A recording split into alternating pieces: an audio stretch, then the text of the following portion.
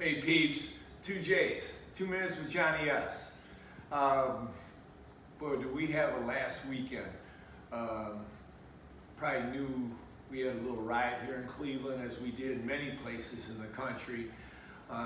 Sad situation all the way around for the country. But these are the times, and these have always been the times. There have been riots, and there's been revolt, and there's been recessions, depressions.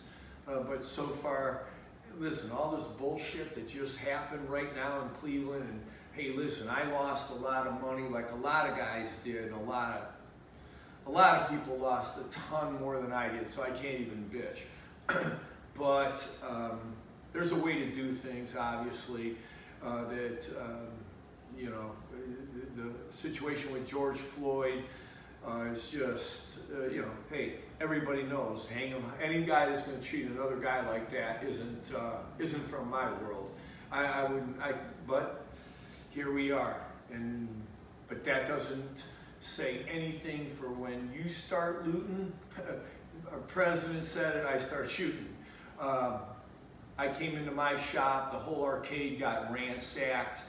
A buddy of mine who manages the arcade, Dick Pace, and I secured the whole building. It was under gunfire. My lovely wife, who stayed in the Johnnyville shop protecting it with catcalls. She'd yell out, "Johnny, come on down here, come on down here." And I'd run down. I had my 9mm. I had a Johnnyville, which is another reason, not just for grad gifts and birthday gifts. Apparently, there's security issues too. But sadly, a bunch of my bats got stolen and then kind of ransacked Cleveland. I supplied. By the time I got to my shop, there were 20 SWAT guys, or 18, 19, 20.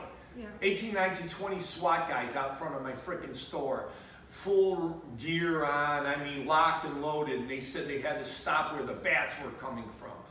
So, I want to say this to anybody who knows they've been perped by one of the bats that's in downtown area. I want to make you a bat. And I got to the shop at 7 o'clock. And by the time I got there, 80 bats were stolen already. And that's what worked the city. But I would love to make a bat in recovery and love. Because we're going to get back, and we're going to get back faster than all these other fucking towns. We got 140 cities that got ransacked like shit. Who's gonna get off the goddamn ground and move? Nobody but the Clevelanders, baby. Because that's what we are. We're steel workers, we're fucking union, we're tough guys. And it's about time we get back and stop your grab assing. I know COVID's there, but that ain't no world war either. We have a chance right now to be the best comeback city. And that's what I want to get after. Let's see it out of some of you now.